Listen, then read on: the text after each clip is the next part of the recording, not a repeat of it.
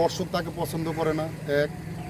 দুই নাম্বার, যতটুকু আমি শুনছি নাকি ওই আমাদের ইন্ডাস্ট্রির লোকেরই যে ওনার পোস্টার, ওনার ছবি থাকলে নাকি সিনেমা হলের দর্শকই যান, এমনও শুনছি আমি। মানে ওই যে একটা আছে না যে আমি বলতেছি, আমি না, এটা আমি অনেক গুণীজনের ইন্টারভিউতে আমি শুনছি যে ওর ছবি, ওর পোস্টার, ওর ছবি থাকলে সিনেমা হলে যান। তারপর আরেকটা বিষয় হলো যে দর্শকেরও তো পছন্দ হইতে হবে, বা তার অভিনয়টা তার পছন্দ হইতে হবে। এখন দর্শক হয়তো তার অভিনয়টা ওইরকমভাবে গ্রহণ করতে পারে না, বা সে ওইরকম দর্শকের মন জয় করতে পারে না, হয়তো এই কারণে সে একটু মানে আড়ালে আছে। আপনার সাথে তো ওনার অনেক কাজ হয়েছে, আপনি তার সাথে অনেক কাজ করেছেন, আপনার কি মনে হয়, আপনার যদি আপনার কাছ থেকে আমি জিজ্ঞেস করতে চাই যে আপনার তার অভিনয়টা কেমন লাগে আপনার ব্যক্তিগতভাবে, সে কি অভিনয় আদৌ পারে? আমরা অনেক দর্শকদের বলতে শুনেছি যে তারা বলে বাপ্পির কোনো অভিনয় হয় না, অভিনয় করতেই পারে না। একসময় কিন্তু সাকিব খানের নিয়েও ওই কথাটা ছিল, কিন্তু সাকিব খান কিন্তু সেখান থেকে রিকভারি করে এখন অনেক হিট সিনেমা দিচ্ছে, বাপ্পি কেন পারতেছে না? বাপ্পি পারে না, হয়তো হয়তো এটা ওর ব্যর্থতা, যে অভিনয় যে জিনিসটা, অভিনয় হয়তো সে অভিনয়ের প্রতি মানে ওরকম মনোযোগী হয় না গা, বা চেষ্টা করে না গা। চেষ্টা করলে হয়তো যেরকম ওর একটা মাইনাস পয়েন্ট আমি যতটুকু মনে করি, যেটা আমরা অনেক সিনেমায়, যার ভয়েস টোনটা মানে মানে একটা হিরোর যে একটা ভয়েস, যেমন আমাদের মান্না ভাই সিনেমা হলে আসতে যে একটা চিৎকার দিলে সিনেমার সিটের থেকে দর্শক দাঁড়া যেত, জসিম ভাই, মানে একটা হিরোর যে একটা হিরোর ভয়েস, ওই ভয়েসটা আমার জানা মতো ওর ওইরকম হিরোর ভয়েসটা নাই। আর ভয়েসটা বাচ্চা বাচ্চা কণ্ঠস। আচ্ছা, সে যদি আবারও সিনেমা যুক্ত হয় তাহলে কি কি কাজ করলে আবারও ডিরেক্টররা তাকে সিনেমা নিতে পারে, আপনার কি মনে হয়? আমার মনে হয় না যে সে আবার রিটার্ন ব্যাক করতে পারবে। কারণ কি? কারণ যে মানে এখন যেই মানে যুগ চলতেছে, মানে এখন তো আমরা যুগ অনুযায়ী বুঝি। যেমন এখন আমার শাকিব খান বেড়ে না, সবাই আমরা ব্যস্ত, যে এখন শাকিব খানকে তুই হয়তো বাপ্পি শাহকে কেউ নেবে না, নেবে নেবে না। যে এখন মানে সিনেমা ইন্ডাস্ট্রি যে এরকম, যে যখন যার একটা মানে আওয়াজ উঠা জায়গা, তখন কিন্তু ওই আওয়াজের উপরে সবাই থাকে, তখন কিন্তু পিছনে কে আছে ভালো সেটা কিন্তু আর দেখে না। কিন্তু এখন যেন বাপ্পি নাই তো নাই নাই। আচ্ছা, একটা সময় দেখা যেত শাকিব খানের পরে যে পর্দায় দেখা যেত বাপ্পিকে, হ্যাঁ, এবং তার সিনেমা তিনি এ পর্যন্ত যতগুলো করেছেন মোটামুটি সবগুলোই কিন্তু সুপারহিট হয়েছে বলা কার যায়। Cinema superhit? বাপ্পির। না, আমি এমন তো কোনো সিনেমা মাহির সাথে যতগুলো করেছে সবগুলোই কিন্তু না না না, আমি এমন সুপারহিট বিষয় কিন্তু একটা আলাদা ভাই। সুপারহিট মানে হিট। না না, হিট সুপারহিট কিন্তু অনেক একটা বিষয়। একটা সিনেমা সুপারহিট হইতে প্রচুর সময় লাগে।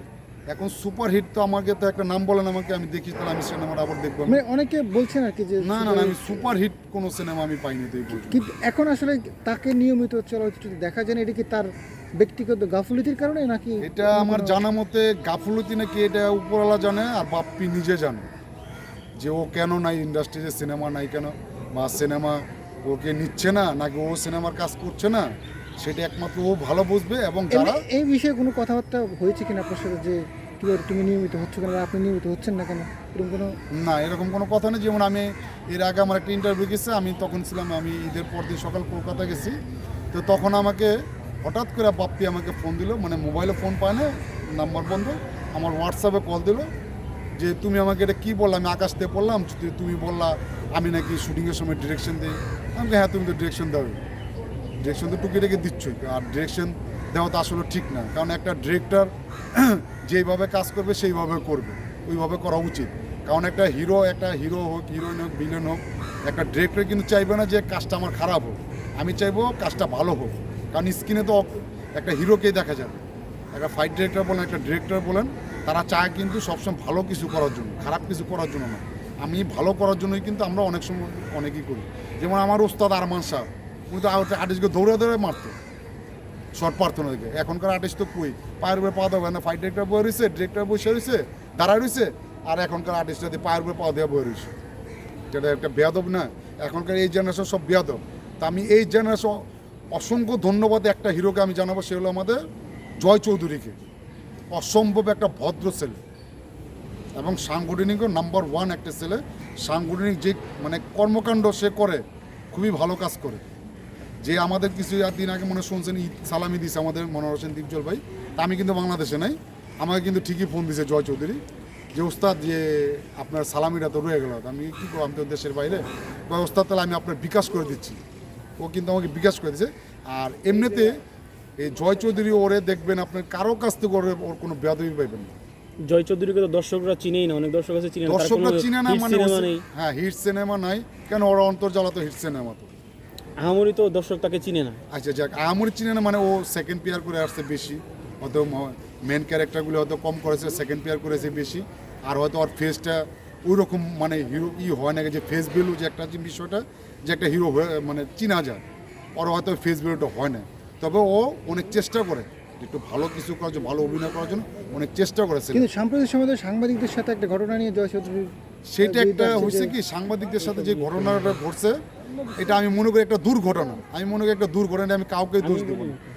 এটা মনে করি আমি একটা দুর্ঘটনা একটা এবং ঘটে ভিডিওটা গেছে। হ্যাঁ। আপনার কি মনে হয় একটা হিরো হওয়ার জন্য কেমন বডি ল্যাঙ্গুয়েজ প্রয়োজন, বা একটা হিরোর জন্য কি কি বৈশিষ্ট্য থাকা প্রয়োজন একটা হিরোর আমি ভিতর? মনে করি সবার আগে মনে করি একটা হিরোর মানে অ্যাকশন দৃশ্যে কাজ করার জন্য তার বডিটা অলওয়েজ ফ্রি থাকতে, অ্যাকশন মুডগুলি জানা থাকতে হবে। যেমন আমাদের বাংলাদেশে তো কোনো একটা হিরো কোনো ফাইট শিখেই না বলতে গেলে, আইসেই হিরো হয়ে যায়।